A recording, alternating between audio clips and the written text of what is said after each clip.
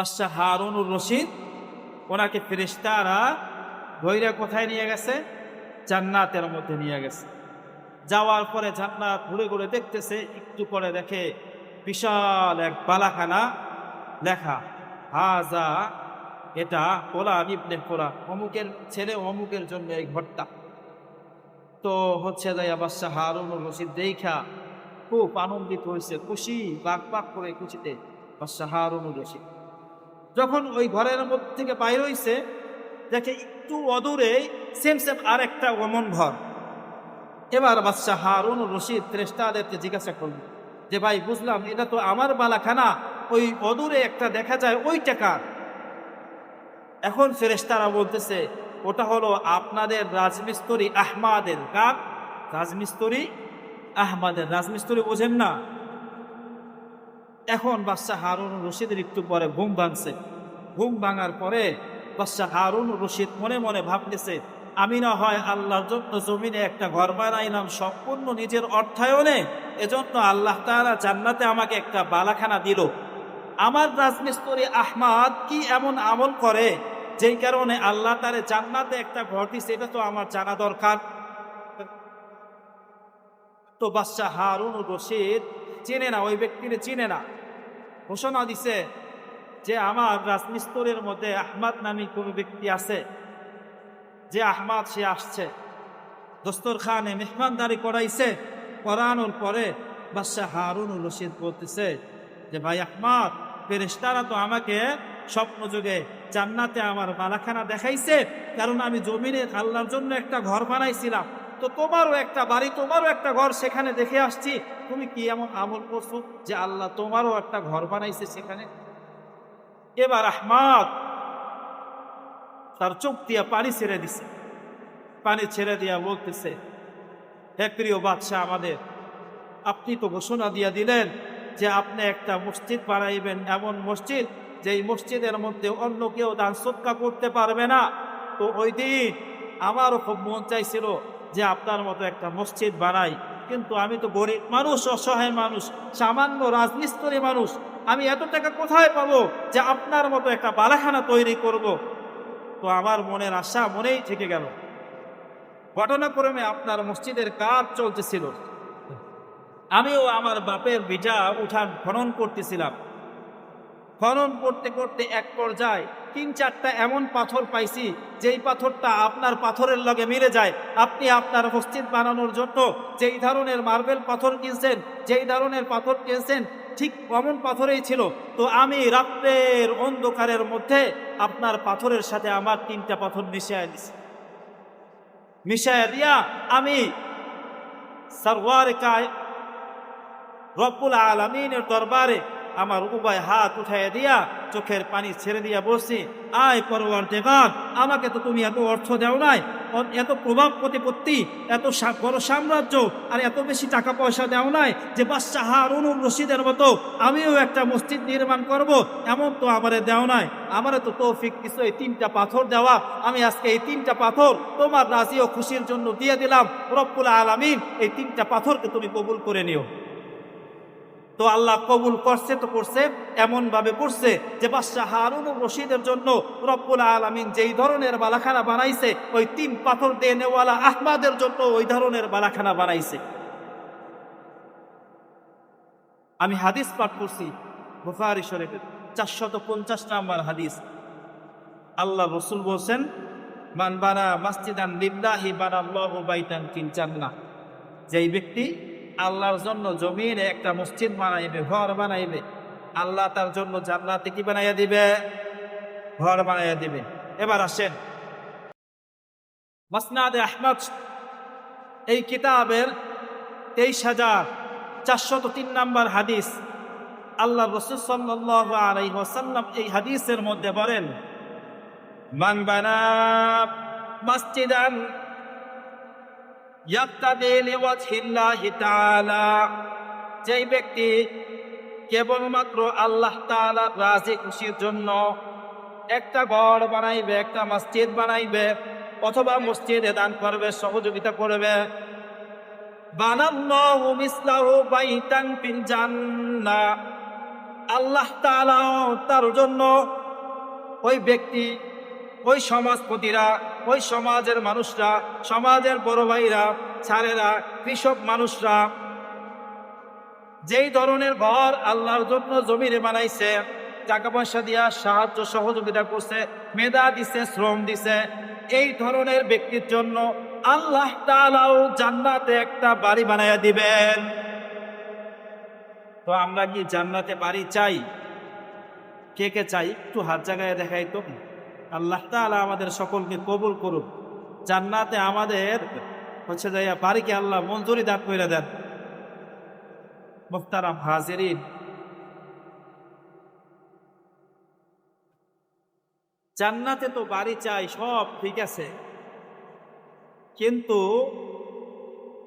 মসজিদ আবাদ করার কথা আসলে, মসজিদে দান সদকা করার কথা আসলে, মসজিদের হচ্ছে ইমাম সাহেবের বেতনের কথা আসলে, আমাদের মধ্যকার অনেক মুসল্লি এমন থাকে, আপনাদের সমাজে হয়তো এটা নাই, আমি অন্য অন্য জায়গায় শুনছি, আমাদের সমাজেও আছে।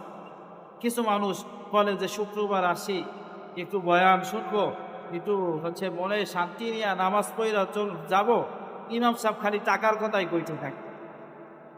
আছে নাকি নাই?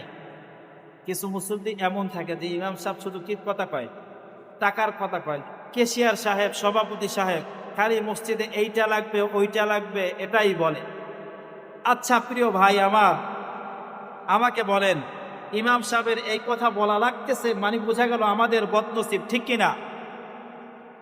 ইমাম সাহেবের এই কথা বলা লাগতেছে এর মানে কি আমাদের বদনসিব।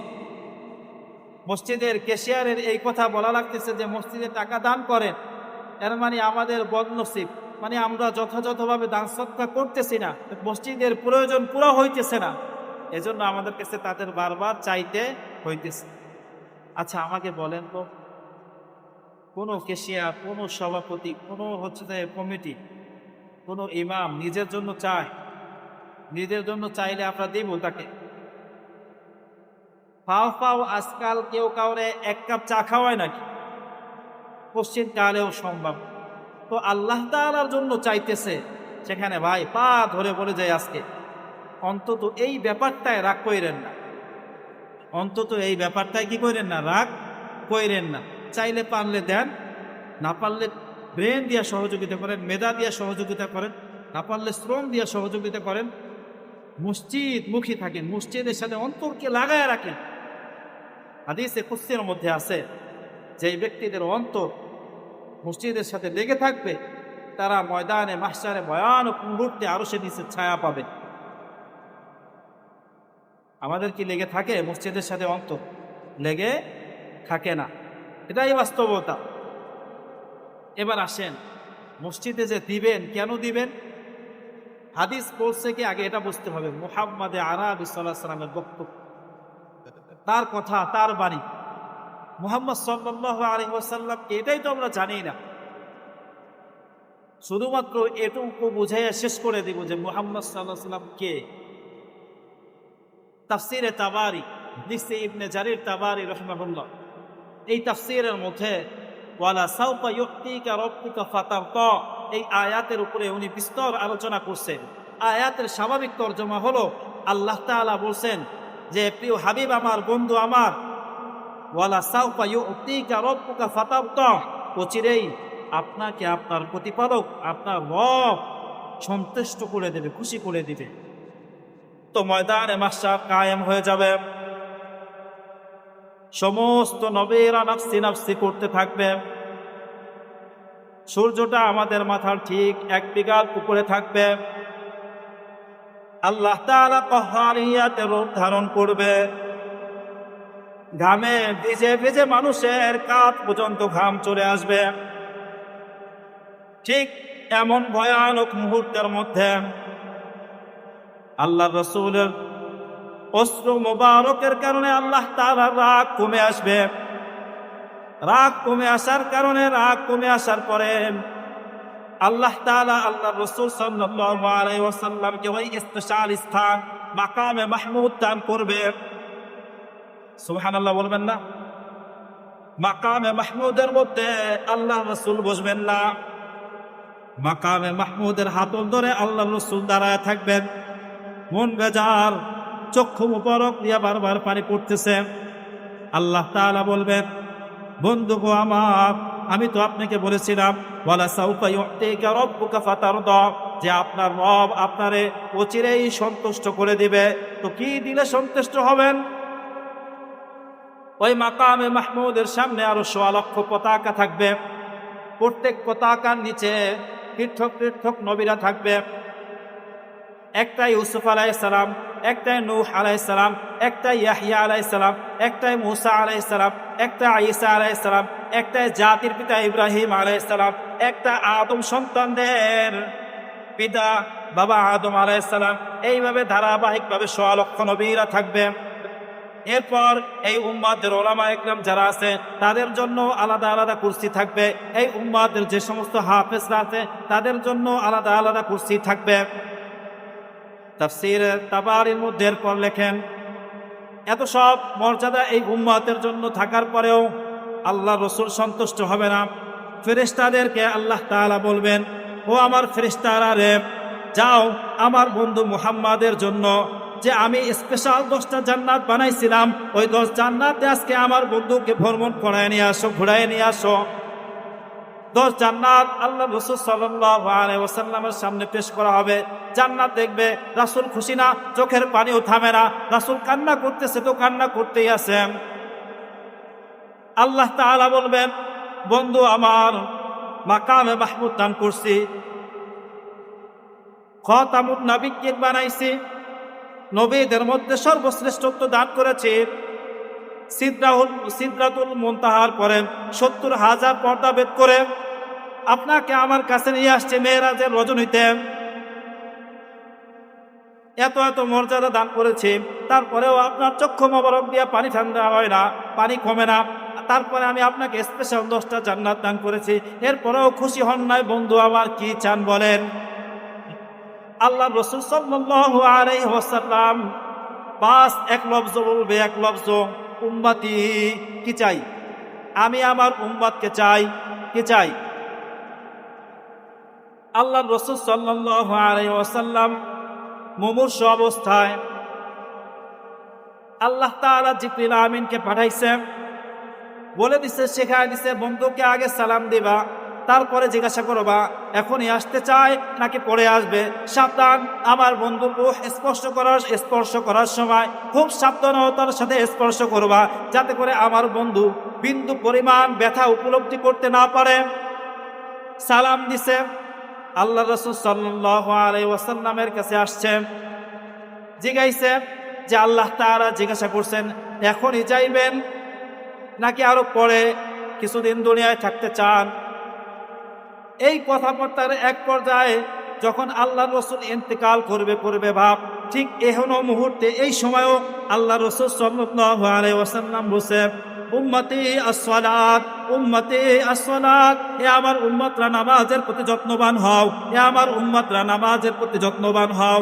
আফসোসের বিষয় হলেও সত্য, এই উম্মতের সবার আগে যদি কোনো কাজ ছুটে যেয়ে থাকে সেটা হলো নামাজ। ঠিক কিনা বলেন? এজন্য আল্লাহ রাসূল সাল্লাল্লাহু আলাইহি ওয়াসাল্লামের হাদিস পাঠ করেছে।